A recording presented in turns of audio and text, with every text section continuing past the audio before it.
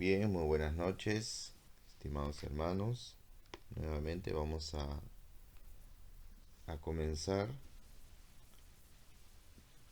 con nuestra tercera sesión sobre la carta encíclica Magnifica Humanitas del Papa León XIV. Y vamos a hacerlo de la mejor manera con la oración. En el nombre del Padre, y del Hijo, y del Espíritu Santo. Amén. Lectura del libro del Génesis.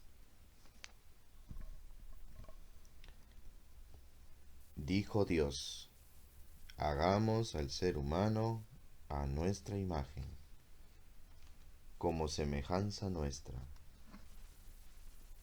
que manden en los peces del mar y en las aves del cielo, en las bestias y en todas las alimañas terrestres, y en todos los reptiles que reptan por la tierra. Creó pues Dios al ser humano a imagen suya, a imagen de Dios los creó, macho y hembra los creó. Palabra de Dios, te alabamos, Señor. Te alabamos, Señor.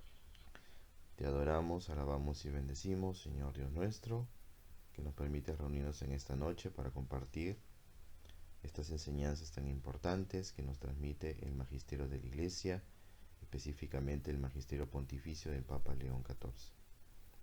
Señor, tú nos enseñas en tu palabra que hemos sido creados a tu imagen y semejanza, y que ahí reside nuestra dignidad como seres humanos. Ayúdenos, Señor, con la fuerza de tu Espíritu Santo a comprender esta gran verdad, que nos permite también luego ir entendiendo cómo se desarrolla la doctrina social de la Iglesia, la defensa de la persona humana, su dignidad, y específicamente en estos tiempos de la era de la inteligencia artificial. Vamos a encomendarnos a ti con la oración que Cristo tu Hijo nos ha enseñado. Padre nuestro, que estás en el cielo, santificado sea tu nombre. Venga a nosotros tu reino. Hágase tu voluntad en la tierra como en el cielo. Danos hoy nuestro pan de cada día. Perdona nuestras ofensas, como también nosotros perdonamos a los que nos ofenden. No nos dejes caer en la tentación y líbranos del mal. Amén. Nos encomendamos a nuestra Madre Santísima, la Virgen María, diciendo: Dios te salve María, llena eres de gracia, el Señor es contigo. Bendita tú eres entre todas las mujeres, y bendito es el fruto de tu vientre Jesús. Santa María, Madre de Dios, ruega por nosotros pecadores, ahora y en la hora de nuestra muerte. Amén. Gloria al Padre, y al Hijo, y al Espíritu Santo, como era en el principio, ahora y siempre, por los siglos de los siglos. Amén. En el nombre del Padre, y del Hijo, y del Espíritu Santo. Amén. Bien, hermanos, entonces estamos en el capítulo segundo de la carta encíclica Magnifica Humanitas del Papa León XIV. Y el Papa aquí va a resaltar los fundamentos y principios de la doctrina social de la Iglesia. Un aspecto eh, elemental, esencial para comprender el magisterio de la Iglesia en el ámbito social y para poder comprender luego su aplicación en esta era digital, en esta era de la inteligencia artificial. Bien, entonces, seguimos. Hay una primera parte introductoria, una sabiduría viva para la era digital. La doctrina social de la Iglesia es una realidad viva, nos dice el Papa León XIV. ¿No? Dialoga constantemente con la historia, con las culturas y con las ciencias, ¿no? Lo hemos comentado, va desarrollándose de manera progresiva, respondiendo a las necesidades del ser humano, a las necesidades en su conjunto de toda la humanidad, de las realidades sociales.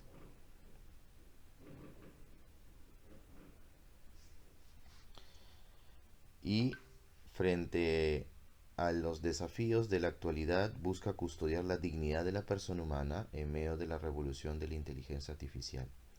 Por eso el texto que compartíamos en la oración inicial estaba relacionado con esta dignidad que tenemos los seres humanos, que se fundamenta en que somos imagen y semejanza de Dios. Y de hecho vamos a profundizar un poquito esa idea. El Papa León hace un desarrollo acerca de esta dignidad del ser humano, que es tan importante, que sostiene la razón de ser de la doctrina social de la Iglesia y en forma general la doctrina cristiana. Entonces, y cuando hablamos de método, ¿no?, analizar los fundamentos y principios conjuntamente, ¿no?, los fundamentos y principios de la doctrina social de la Iglesia, para ver cómo iluminan mutuamente frente a las res nove, ¿no?, las nuevas realidades, los nuevos asuntos, en este caso de la era tecnológica, ¿no? Entonces tenemos aquí en el número 46, la doctrina social de la Iglesia es una realidad viva, ¿no?, en diálogo con la historia, las culturas y las ciencias, y al mismo tiempo conserva un núcleo de verdad que no declina, haciendo referencia a la revelación, ¿no?, esta revelación que no cambia, la palabra de Dios, que es viva, que es eterna, que permanece y que va respondiendo a las distintas realidades que se van presentando en la sociedad.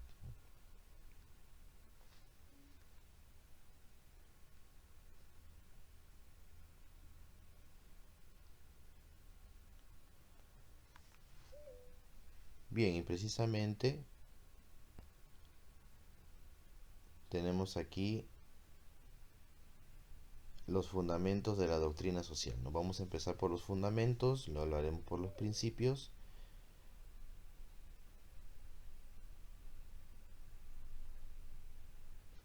Entonces, el ser humano, imagen del Dios trinitario, ¿sí? El ser humano es imagen de Dios, lo mencionábamos hace un momento.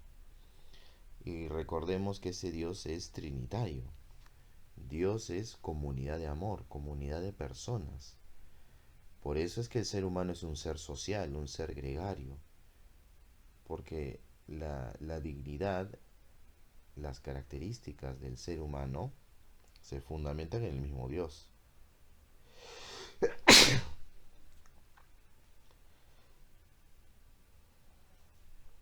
Por eso el ser humano es un ser relacional, un ser en relación. Entonces, creado a imagen de un Dios que es comunión de personas, lo mencionábamos, ¿no? El Padre, el Hijo y el Espíritu Santo. Entonces, la naturaleza del ser humano está hecho constitutivamente para la relación. No puede encontrar plenitud en el aislamiento egoísta, ¿sí? Por eso somos seres gregarios, seres sociales. Somos seres capaces de amar. Si Dios es amor y nosotros somos imagen y semejanza de Dios, somos seres para el amor, llamados a amar y ser amados. Y eso implica entrar en relación con el otro. No se puede amar si no entramos en relación con los demás, empezando por el mismo Dios y luego con el prójimo, con los demás seres humanos. Jesucristo, el Verbo encarnado, cuya humanidad es plenamente libre y abierta al don total de sí mismo, ¿no?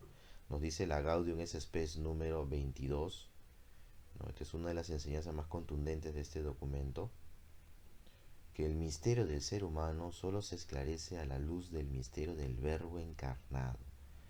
¿Qué significa esto? No podremos entender plenamente al ser humano sin Cristo, sin Dios que se hace hombre. Cristo es el hombre pleno, el hombre en su máxima expresión. Entonces, viendo a Cristo podremos entender cuál es el verdadero sentido de la vida, la razón de ser de todo ser humano. Entonces, cada persona hecha constitutivamente para la relación es pensada y querida por Dios, amada por Dios, para entrar en una historia de comunión con Él, con los demás y con la creación. ¿Sí? Entonces, Dios, que es amor, nos ha creado también para el amor, para amar y ser amados y así encontrar la verdadera, o experimentar, vivir la verdadera felicidad, imperfectamente en esta vida, pero perfectamente en la eternidad, en la vida eterna a la cual Dios nos llama. Entonces, muy importante, hermanos, para poder comprender todo el desarrollo de la doctrina social de la Iglesia, y en el caso específico de la custodia de la persona humana y su dignidad, es necesario recordar estos fundamentos, ¿no? Si queremos custodiar al ser humano y su dignidad, necesitamos reconocer, recordar en qué consiste esta dignidad del ser humano y cuál es su importancia. Luego, la igual dignidad de todos los seres humanos. Hemos dicho primero, todos los seres humanos tienen dignidad, ¿sí? Pero esa dignidad hay que agregar que no es distinta en un sentido ontológico. Y ya lo vamos a ver en esta diapositiva. No es distinta. No es que uno tiene más dignidad, el otro tiene menos dignidad. Ciertamente la palabra dignidad, el término dignidad suele tener varias alusiones, ¿no? Eh, es un término que se suele utilizar en distintos contextos. Y aquí lo vemos en el gráfico, ¿no? El Papa León XIV hace mención, podemos hablar de una dignidad moral, una dignidad en sentido social, también existencial, ¿no? Y en un sentido más profundo, la palabra ontológica, es una dignidad ontológica, ¿sí? Onto, que hace referencia a ente, es decir, en lo más profundo del ser de la persona, su esencia, ¿sí? La esencia de, en este caso, del ser humano. Y podemos decir que esta dignidad ontológica es ese valor inherente que tiene cada ser humano por el simple hecho de ser humano, ¿sí? La dignidad no es algo que uno se gana, ¿sí? No es porque yo sea bueno, no es porque yo soy exitoso, no es porque yo tengo muchas virtudes, simplemente por ser humano tengo dignidad y esa dignidad no se pierde jamás. Estamos hablando en su sentido ontológico, en su sentido más profundo, ¿no? Entonces, claro, porque a veces podemos escuchar, o hemos escuchado seguramente en alguna ocasión, ¿no? Personas que pueden decir, oye, ten dignidad, dicen, ¿no? Claro, cuando escuchamos esa expresión, es en un sentido más, en un sentido moral, ¿verdad? Eh, pero cuando hablamos en su sentido más profundo, la dignidad en su sentido ontológico es algo que nunca se pierde. No se puede perder esa dignidad como seres humanos. Entonces por eso aquí tenemos los anillos exteriores que son variables, dignidad moral, social, existencial. Son dimensiones que pueden crecer, disminuir o verse afectadas por nuestras decisiones, condiciones de vida o autopercepción, ¿no? De hecho, quizás la existencial tiene más relación con la dignidad ontológica, ¿no? Luego, pero el centro inquebrantable, el absoluto, el que nunca se pierde, sin importar la situación, las circunstancias, el contexto en el que se encuentre una persona, es la dignidad ontológica, ¿no? Es infinita, incondicionada, inalienable, intransferible, ¿sí? No se puede perder. Entonces, y esta dignidad en su sentido más profundo, esta dignidad ontológica, peligra hoy ante ideologías de utilidad o algoritmos que miden el valor humano por su rendimiento, ¿no? No, estas ideologías contemporáneas que atacan la dignidad del ser humano, relativizan el valor de la vida humana, que es un aspecto fundamental para hablar de derechos humanos. Si no se respeta la vida humana, no se respeta absolutamente nada, ¿no? Y estas ideologías de utilitarias, ¿no? Vales por lo que puedes aportar, vales por lo que puedes dar, vales por lo que puedes alcanzar, ¿no? Y aquí los famosos algoritmos, ¿verdad? Que aplican las redes sociales, ¿no? Para poder viralizar videos, contenido distinto, ¿no? Imágenes, videos, todo tipo de material o contenido que muchas veces vemos en el celular, ¿no? Entonces, la dignidad del ser humano no se mide por un algoritmo, ¿no? Esos son criterios para dar a conocer pues distintos tipos de contenido, pero no pueden determinar el valor de una persona.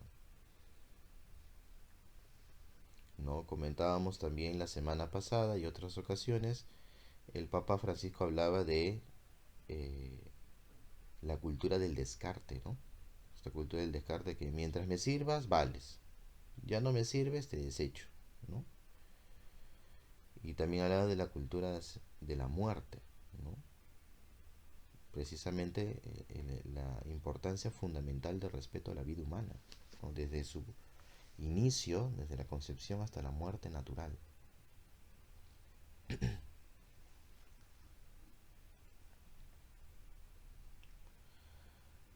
Luego tenemos aquí una cita textual del número 52: la dignidad es la dignidad que pertenece a todo ser humano simplemente por el hecho de existir, lo que decíamos, ¿verdad? Es ese valor inherente que tiene cada ser humano por el simple hecho de ser humano, ¿no? De haber sido querido, creado y amado por Dios. Ningún pecado, ningún fracaso puede afectar el valor profundo de una vida humana. Y a un momento cuando reflexionaba dentro de la vida universitaria o reflexionábamos en clase con algún profesor, ¿no? Se mencionaba esa idea que puede parecer exagerada, pero es una realidad. Una sola vida humana vale más que todo el universo entero. Hablando de todo tipo de criatura no humana y evidentemente todo ser inerte o ente inerte. Una sola vida humana vale más que todo el universo. Para que comprendamos cuál es el valor de la vida humana. No estamos hablando de cualquier cosa.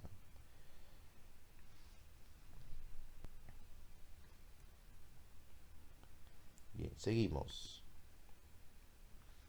El altísimo valor de los derechos humanos, seguimos con los fundamentos de la doctrina social de la Iglesia, ¿no? La Iglesia reconoce la importancia de los derechos humanos, ¿no? Los derechos humanos que permiten eh, reconocer aspectos fundamentales de todos los seres humanos, ¿no? Puntos que tenemos en común, sin importar las diferencias que podamos tener en distintos aspectos, ¿no? Entonces los derechos no son añadidos externos, sino la traducción jurídica y concreta de nuestra dignidad. Son universales e inalienables, es decir, son para todos, se aplican a todo ser humano, ¿no? Y por eso parten de una realidad natural, ¿no? Parten de la ley y el derecho natural de todos los seres humanos. Y definitivamente, y por eso aquí la columna central, el derecho a la vida, ¿no?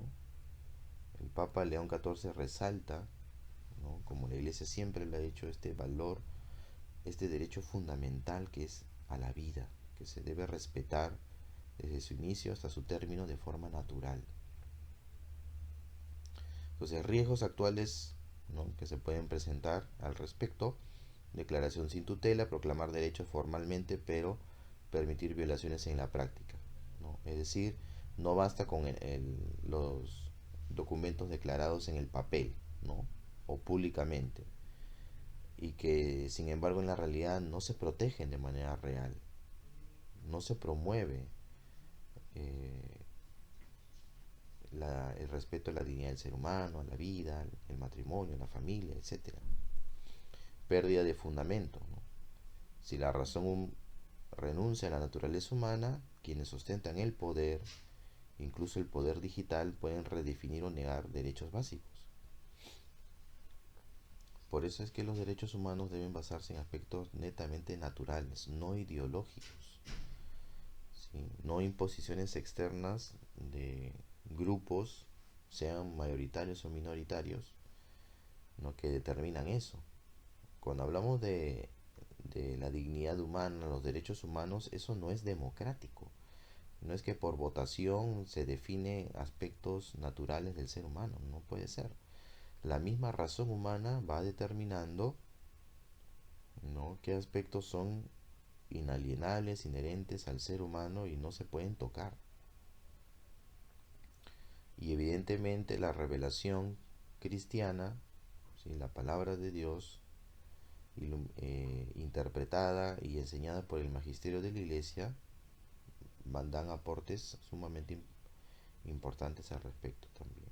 El número 55 del documento dice: sería vano proclamar derechos si al mismo tiempo no se pone en práctica todo lo necesario para asegurar el deber de respetarlos, por todos, en todas partes y para todos, ¿no?, dice el Papa León XIV. O sea, no basta con declararlos, hay que protegerlos, custodiarlos, que existan normas, leyes y que se apliquen esas leyes para proteger la dignidad del ser humano y cada uno de sus derechos, ¿no? La Iglesia reconoce el valor de esta Declaración de los Derechos Humanos, ¿no?, el 10 de diciembre de 1948, ¿no?, por las Naciones Unidas, ¿no?, que recuerdo que durante mucho tiempo en los cuadernos escolares, ¿no?, se ponía en la parte de atrás, ¿no?, en, en la contraportada, en la parte interior, se colocaba, ¿no?, la Declaración de los Derechos Humanos, ¿no? Me acuerdo mucho en la etapa escolar, ¿no?, que se colocaban los derechos humanos. Bueno, se tienen que proclamar, pero también respetar de manera real, ¿no?, que se aplique todo lo necesario a nivel político, social, para protegerlos, que finalmente es proteger a cada ser humano y a la sociedad en su conjunto. Bien, ahora pasamos de los fundamentos, ¿no?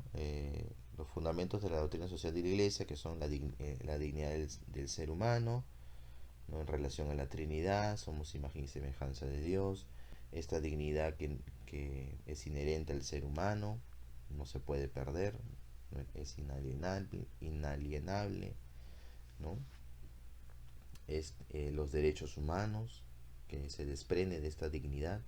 Ahora vamos a hablar de los principios, ¿sí?, principios de la doctrina social de la Iglesia, ¿no? El Papa León XIV se centra en 5, ¿no? El bien común, el destino universal de los bienes, que se desprende del bien común, el principio de solidaridad y de subsidiariedad, ¿no?, y también de la justicia social. Entonces tenemos el principio del bien común. A ver, vamos a partir el rectángulo que está en la parte de abajo, porque ahí está la definición, ¿no?, el número 60. El bien común consiste en el conjunto de condiciones de la vida social que hacen posible a las asociaciones y a cada uno de sus miembros el logro más pleno y más fácil de la propia perfección, ¿sí? Y cuando hace referencia a perfección, lo hace en todo sentido de la persona, en todos los aspectos, realidades y ámbitos del ser humano, pero siempre priorizando, destacando el aspecto espiritual, la salvación del ser humano, la vida eterna a la cual Dios lo llama. Entonces, partiendo de este concepto fundamental del bien común, que es uno de los principios más destacados, ¿no?, tenemos que es la forma social de la dignidad reconocida a cada uno, ¿sí? Hemos mencionado hace un momento la dignidad del ser humano, que tiene que reconocerse, respetarse, ¿no? El bien común hace referencia a esta dignidad, pero en un sentido social. No es la mera suma de intereses individuales, sino de un plus nacido de la interdependencia. Es decir, de una búsqueda auténtica del bien para todos. Por eso se llama bien común. Es el buscar el bien de todos, no de algunos. Y no simplemente que yo me desarrollo personalmente y así yo contribuyo a la sociedad con mis intereses personales. No. No es que yo pongo un negocio y así contribuyo a la economía del país y nada más. No. Es realmente preocuparnos porque cada ser humano de nuestra sociedad pueda vivir dignamente y que sea una preocupación real para todos. Requiere que el Estado armonice los intereses sin dejar atrás a los más débiles. Está bien, hay que pensar en la estabilidad económica, en el crecimiento económico, en buscar distintos medios para la prosperidad, pero que esa prosperidad, ese desarrollo, no sea solo para algunos, ¿no? Y que la mayoría o mucha gente solamente reciba las migajas de ese desarrollo. Si no, no es un auténtico desarrollo, no hay un verdadero progreso. Y aplicándolo en la era digital, exige configurar nuestro ecosistema tecnológico e infraestructuras de la inteligencia artificial como proyectos compartidos que eleven a toda la humanidad, no como lógicas de confrontación y polarización estéril. ¿Sí? Entonces, la tecnología, la digitalización y la inteligencia artificial deben estar al servicio del ser humano y no ser medios de manipulación para someter a grupos humanos. Entonces, tenemos aquí el principio del bien común. Luego tenemos el principio del destino universal de los bienes, que se desprende del bien común. Entonces, la creación es un don de Dios para sostener a toda la familia humana, ¿sí?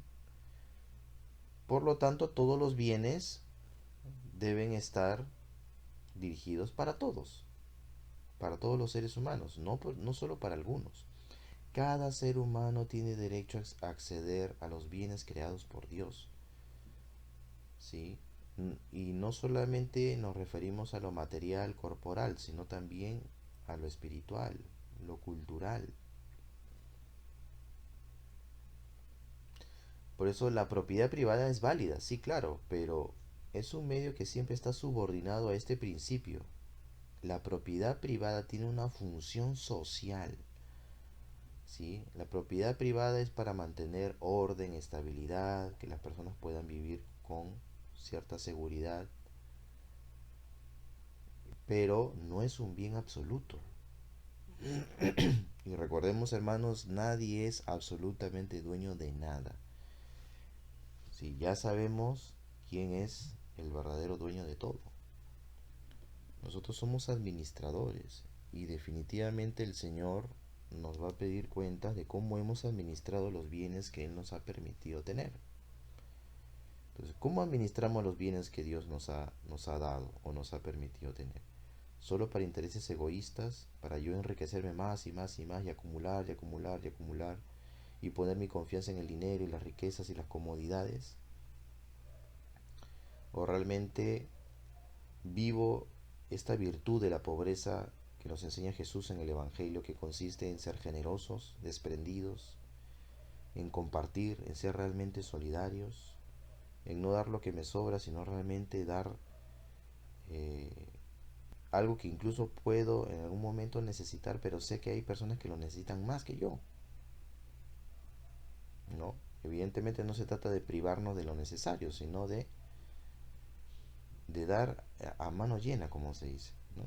Como decía la Madre Teresa de Calcuta, Santa Teresa de Calcuta, si no te duele cuando das, entonces eso pierde valor, ¿no? Estoy un poco parafraseando lo que ella dijo, ¿no?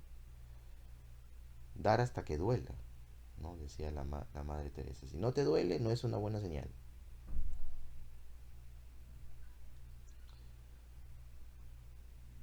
Entonces, aplicación en la era digital. Abarca hoy los bienes inmateriales también, lo que mencionábamos, datos, algoritmos, plataformas, infraestructuras, eh, en un sentido cultural también y por supuesto en un sentido espiritual.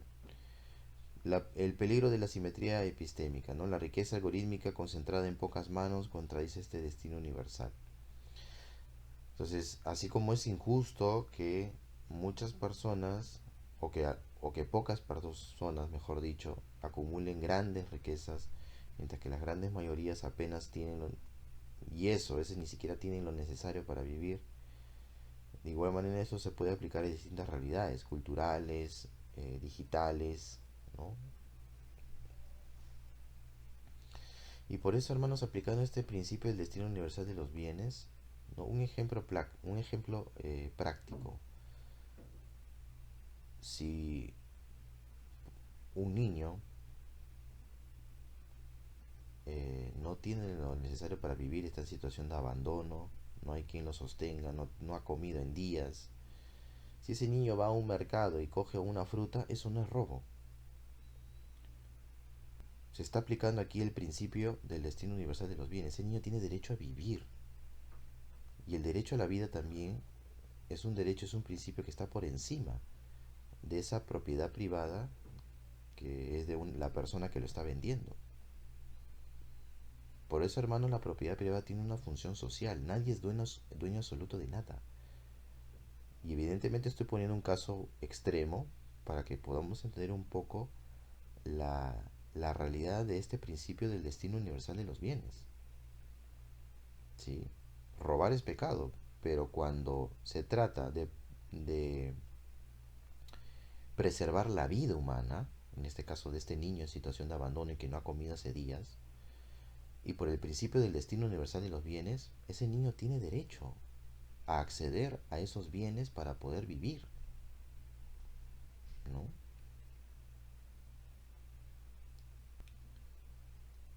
Luego, no es conforme con el designio de Dios usar este don de modo tal que sus beneficios favorezcan solo a unos pocos. Y es un aspecto que se aplica en todo sentido, ¿no? Los bienes a los cuales puede acceder la humanidad, sean bienes corporales, materiales, culturales, digitales, etcétera, no pueden ser solamente para algunos, deben ser para todos.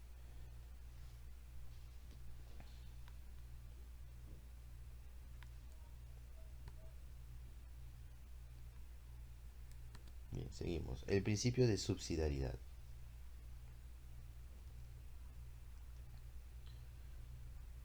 Lo que pueden hacer las bases, personas, familias, comunidades, no debe ser absorbido por instancias superiores. Es decir, instituciones, realidades sociales menores, no pueden ser sometidas por instancias o instituciones superiores como el Estado, ¿no? Lo mencionábamos también la semana pasada, este principio de la subsidiariedad,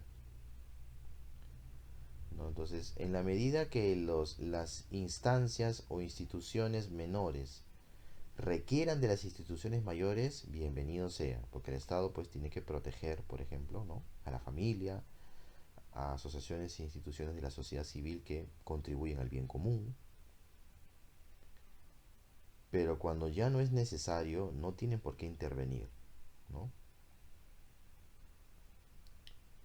Porque más bien, en algunos casos se presta a abuso, atropello, imposición ideológica, ¿no?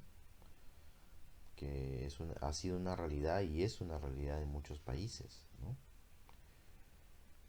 Imagínense, hasta pueden quitarle los hijos a padres porque no están de acuerdo con ciertas políticas del Estado, de tipo ideológico. Es un atropello. Entonces, las instancias superiores deben reconocer, proteger, promover y coordinar, ¿no? Fomentar la corresponsabilidad frente al paternalismo también, ¿no? Es decir, no es, el Estado tampoco está obligado a dar todo, absolutamente todo, y los demás bien gracias, ¿no? Hay que trabajar, hay que esforzarse, hay que estudiar, hay que dar nuestro esfuerzo para contribuir también en el desarrollo y el progreso a nivel personal, familiar y también social. Y aplicación en la era digital. El nivel superior actual lo ocupan las plataformas tecnológicas, corporaciones que ejercen poder fáctico en este sentido. Esto exige auditorías, transparencia algorítmica, evitar procesos opacos, impuestos desde lo alto, ¿no? Entonces son ejemplos de aplicación de este principio, ¿no? En la era digital también, ¿no? Los que tienen más poder, los que tienen más alcance, no deben aprovecharse de esa condición para abusar, atropellar o imponerse a realidades menores, ¿no? Como las familias, ¿no? Hay que proteger la familia, que es célula básica de la sociedad iglesia doméstica y además históricamente anterior al Estado. La familia es anterior al Estado. Entonces, corresponde a la comunidad política crear las condiciones para que las personas, las familias, asociaciones y cuerpos intermedios puedan realizar su propia vocación social sin ser sustituidos o reducidos a meros ejecutores. ¿Sí? Entonces, este también es un aspecto importante sobre la subsidiariedad.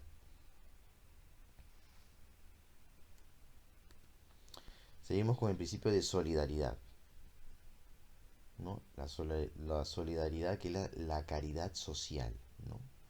Es el reconocimiento de que somos una comunidad de destino. Hay una interdependencia entre todas las personas. Es un principio y una virtud moral, determinación de trabajar por el bien común. Exige estilos de vida sobrios y cuestionar nuestros privilegios, ¿no? Hablábamos un poco el aspecto de, eh, además de la caridad evangélica, la pobreza como virtud evangélica también, que nos llama, Jesús nos llama constantemente en el Evangelio a no depender de lo material, más bien a ser desprendidos, generosos, ¿no? A poner nuestra confianza en Él y no poner nuestra confianza y seguridades en lo material. Y estamos llamados a reconocer que el otro tiene derecho también a acceder a los bienes que Dios ha creado. No es simplemente, no se trata simplemente de que yo soy buena gente y por eso doy a otros. Es un deber moral, ¿no? Es un deber moral. Entonces, la solidaridad global frente al ecosistema digital, ¿no? Entonces, ¿cómo relacionarlo con el aspecto digital y de la inteligencia artificial? ¿No? Las decisiones sobre la IA, ¿no?, deben considerar el impacto en las poblaciones marginadas, el trabajo invisible de quienes alimentan algoritmos y el cuidado ambiental, ¿no? Entonces, lo que sucede en las redes sociales tiene impacto social, ¿no? Tienen impacto social que debe someterse pues a análisis de tipo ético y moral, ¿no? Buscando siempre el bien común, proteger la dignidad del ser humano, construir sociedades más solidarias y no más bien utilizar estos medios digitales, tecnológicos para abusar, violentar, someter, ¿no? Atacar, ¿no? Ofender, etcétera. La solidaridad requiere una determinación firme y perseverante de trabajar por el bien común, con una atención particular a los más débiles. Evidentemente, la solidaridad apunta sobre todo a los más vulnerables, a los más débiles, a los más pequeños, a los más pobres, ¿no? A los que eh, atraviesan distintas situaciones de dificultad que son mayores que otras personas que pueden acceder a distintos bienes y que les permiten tener una vida más cómoda, más holgada, ¿no? O incluso privilegiada, ¿no? Luego tenemos el principio de la justicia social.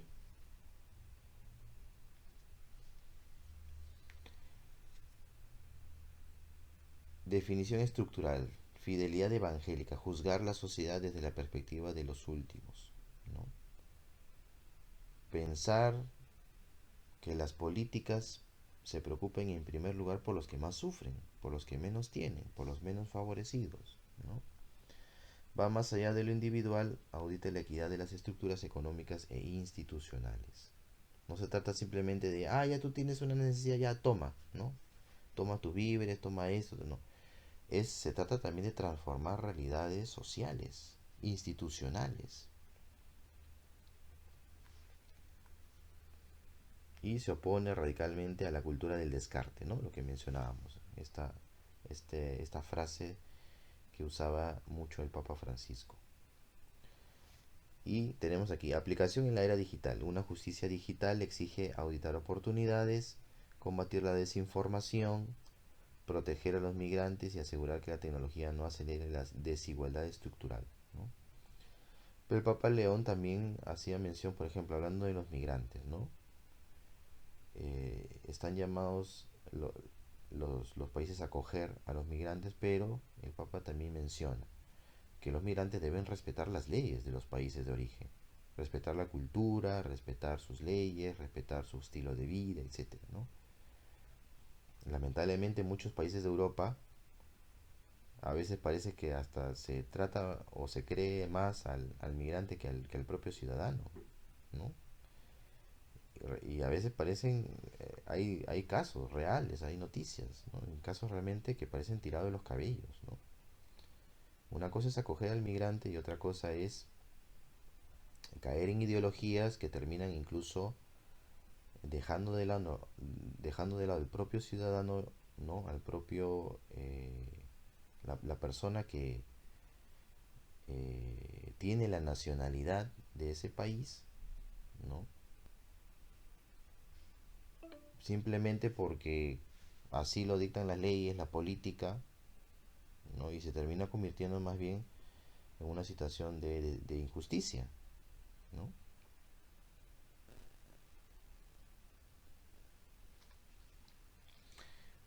La justicia social se reconoce por la capacidad de un orden social, económico y político que permita a todos, y en particular a los más frágiles, vivir de manera realmente humana sin que ninguno se quede atrás, ¿no? El número 77 del documento. Ya decía Santo Tomás de Aquino, ¿no? La justicia es dar a cada quien lo que le corresponde, lo que le es debido, ¿no? Esa es la justicia, lo que a cada uno le corresponde. Y evidentemente, tomando en cuenta también los otros principios, ¿no? Todos tienen derecho a acceder a los distintos bienes que hay en la creación, en el ámbito natural, corporal, material, pero también cultural y en el aspecto también educativo, la salud, cultural, ecológico y por supuesto espiritual.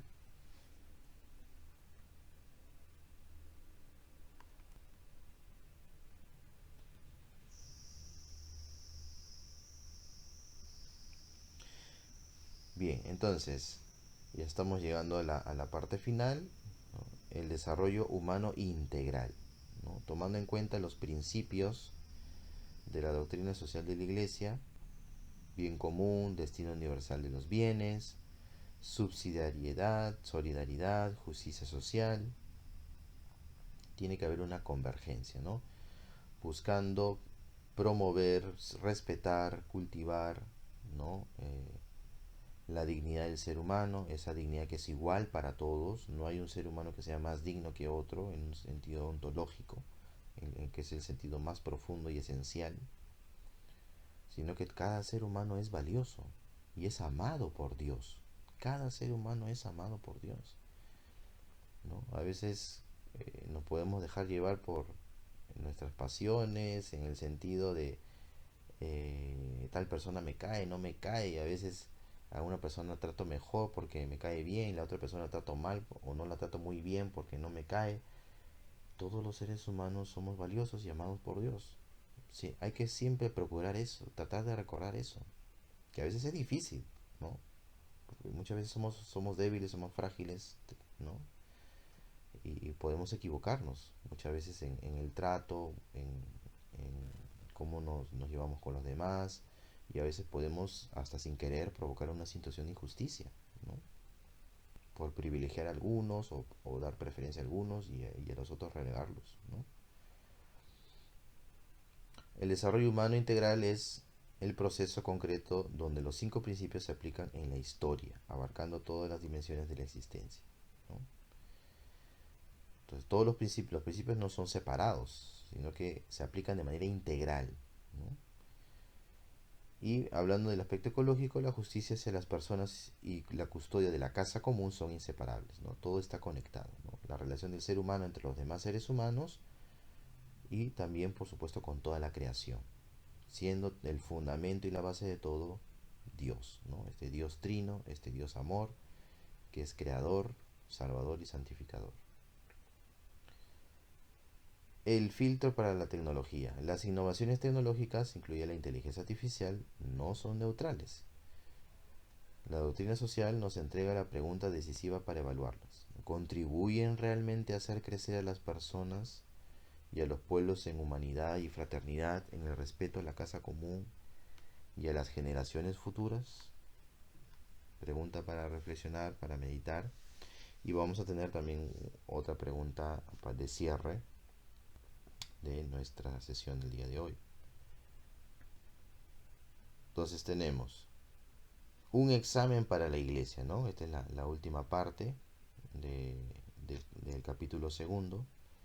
Casa y escuela de comunión, ¿no? Una aplicación interna, ¿no? Cómo en la misma iglesia se viven estos principios, o se deberían vivir estos principios, ¿no? Fomentar un estilo sinodal, con cultura de transparencia y rendición de cuentas, ¿no? Dentro de la vida de la iglesia, evitar el paternalismo, garantizar la corresponsabilidad de los laicos con organismos de participación reales. Si bien es cierto, hay una jerarquía de la iglesia, ¿no? Puesta por Cristo. Los laicos, los bautizados, por supuesto, tienen también derecho a que sean escuchados y tener una participación importante en la vida de la iglesia. La solidaridad, ¿no? La Eucaristía como fuente para compartir materialmente los recursos eclesiales con los pobres. La Eucaristía es fuente de amor, de caridad, porque es el mismo Cristo que se entrega a nosotros. Y por lo tanto eso debe contribuir poderosamente al fiel a moverlo también a la caridad, al amor, la caridad hacia el prójimo, el amor hacia el prójimo, especialmente los que más lo necesitan. Por eso incluso existe un documento de la iglesia que se llama Sacramentum Caritatis, ¿no? El sacramento del amor, de la caridad, ¿no? Y la justicia, escuchar, por ejemplo, víctimas de abusos, reparar daños, ejercer toda la autoridad, ¿no? Como servicio, ejercer la autoridad como servicio, la diaconía, ¿no? Servir. La iglesia está llamada a ser servidora, ¿no? A proteger a los más débiles y promover y hacer justicia a quienes de alguna manera se han visto vulnerados sus derechos, su dignidad como seres humanos. Ni nos dice el número 89, vivir la justicia en la iglesia significa sanear las relaciones y las estructuras eclesiales de aquellas distorsiones que generan desigualdades, falta de claridad y atropellos. ¿Sí? Entonces la iglesia en su vida interior, ¿sí? Está llamada por supuesto también a vivir estos principios fundamentales de la doctrina social de la iglesia, o de su doctrina social, ¿no? Para no redundar. Y entonces, como conclusión, como cierre, una pregunta de reflexión final. Si cada algoritmo, política y código que diseñamos hoy, ¿no? Haciendo referencia a la era digital, ¿no? Es una piedra en la construcción de nuestro futuro, ¿estamos levantando una nueva torre de Babel sustentada en el dominio y el descarte? ¿O estamos edificando la ciudad donde Dios y la humanidad habiten juntos, poniendo como cimiento innegociable la dignidad infinita de cada persona? Recordemos, ¿no? La introducción del documento, ¿no? Esta comparación de la torre de Babel, que es construida con fines egoístas, ¿no?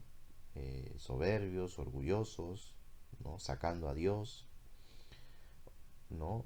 Frente a la ciudad de Dios, que es evidentemente la ciudad en la que estamos llamados todos, donde Dios es el origen, fundamento de todo, y por lo tanto el amor, la misericordia, la bondad, el encuentro con el otro, entrar en relación, ¿no? Buscar el bien común. ¿Cómo aplicamos estas realidades en nuestra vida, ¿no? Cuando utilizamos, eh, no solo cuando utilizamos medios digitales, tecnológicos, inteligencia artificial, sino en cualquier situación en la que nos encontremos, ¿no? Tenemos quizás algún cargo en nuestro trabajo, en mi comunidad, en mi parroquia. ¿Cómo ejerzo esa autoridad? ¿Para servir, para ayudar, ¿no? ¿Para ser ejemplo de vida cristiana?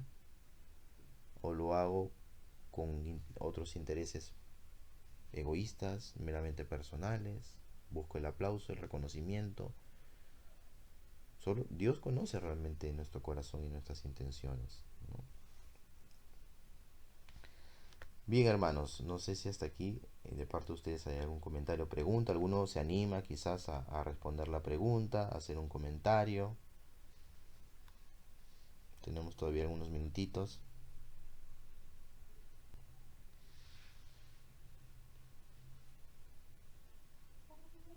Hola, profesor, buenas noches. Realmente nuevamente agradecida porque en realidad el tema que he tratado hoy día de la dignidad del ser humano, ¿no? Es tan importante. Nosotros que vivimos una vida en comunidad y a veces sí, es difícil, nos dejamos llevar por la carne, ¿no? Y a veces no tenemos esa disposición para entender al hermano. En mi caso, por ejemplo, hay una hermana dentro de mi comunidad que utiliza la inteligencia artificial para todo, ¿no? Está dando una prédica y empieza con su inteligencia artificial ahí, o sea, ella dice que habla, conversa y todo con con su aplicativo que tiene, ¿no? Entonces, en algún momento le hemos hablado, le hemos dicho, pero bueno, solamente nos queda orar por ella para que pueda entender que Dios no es inteligencia artificial, ¿no? No sé, es lo que yo pienso. No sé si estoy equivocada, profesor. Claro, gracias por su participación, hermana Paula. Efectivamente, la inteligencia artificial puede ayudarnos en muchas circunstancias, en muchos contextos, pero no podemos depender tampoco de la inteligencia artificial, ¿no? Y sobre todo si se trata del ámbito de la fe, claro, la inteligencia artificial nos puede aportar datos, nos puede aportar algunos conocimientos, ¿no? Nos puede organizar quizás la información, por supuesto, es válido. Pero cuando se trata de reflexionar, cuando se trata de comunicar la palabra de Dios, o sea, es invocar al Espíritu Santo, ¿no? Es invocar al Espíritu Santo y buscar transmitir la palabra de Dios de la manera más fiel, ¿no? Y desde el propio testimonio también, ¿no? Desde el propio encuentro con Dios, ¿no? Y ciertamente, ¿no? Esos son algunos de los peligros que nos enfrentamos hoy ante la inteligencia artificial, ¿no? De poder generar es cierta dependencia, así como se ha ido generando ya incluso más años atrás, ¿no? Cierta dependencia de las redes sociales, por ejemplo, ¿no? También, que requiere de siempre de una evaluación, de un análisis, ¿no? ¿Cuánto tiempo dedico a las redes? Y cuando estoy en redes, ¿qué es lo que veo? ¿No? ¿Qué contenido consumo? ¿No? ¿Y cuánto tiempo le doy? ¿No? Entonces todo eso cada uno tiene que evaluarlo también de manera personal, ¿no? Porque muchas veces no nos damos cuenta, ¿no? Y estamos ahí con el celular, ¿no? Que ya se ha vuelto casi como una parte de nuestro cuerpo a veces. Y estamos ahí quizás horas, ¿no? Y a veces tenemos pendientes, otras cosas que hacer que son más importantes y a veces las dejamos de lado. Porque estamos ahí con el aparatito que nos jala y nos jala, ¿no? Bien, no sé si por ahí habrá algún otro comentario, si no damos por finalizada nuestra sesión. Bien, les agradezco mucho, hermanos, y Dios mediante nos, nos encontramos el próximo jueves, ¿sí? Que creo que es el de cierre de esta primera parte, de este primer curso, pero Dios mediante vamos a tener un segundo curso, ¿sí? Porque nos faltarían 3 capítulos más todavía de la carta encíclica, ¿sí? Así que Dios mediante tendríamos ese segundo curso de la Magnífica Humanitas, ¿no? Bien, hermanos, nuevamente gracias, ¿sí? Y vamos a finalizar en el nombre del Padre y del Hijo y del Espíritu Santo. Amén. Te damos gracias, Señor, que nos permites tener este momento de diálogo, este momento de compartir estas enseñanzas que nos transmite el magisterio de la Iglesia, basándose en tu revelación, en tu palabra, Señor, que tú nos has dado para nuestro bien y salvación. Ayúdanos, Señor, a aplicar lo que vamos aprendiendo en nuestra vida cotidiana, donde quiera que estemos, Señor, guiados siempre por tu Santo Espíritu, que busca nuestra santificación. Gloria al Padre, y al Hijo, y al Espíritu Santo, como era en el principio, ahora y siempre, por los siglos de los siglos. Amén. En el nombre del Padre, y del Hijo, y del Espíritu Santo. Amén. Bien, hermanos, buenas noches con todos, muchas gracias, y Gracias, profesor. hasta el próximo jueves, Dios mediante. Gracias, Bendiciones. profesor.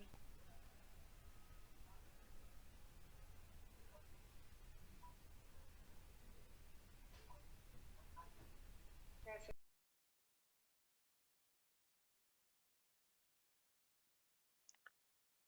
Finalmente, estimados hermanos, los invitamos a suscribirse a este canal de Cateología, apretar la campana en la opción Todas, darle me gusta al video, compartirlo y comentar o hacer preguntas.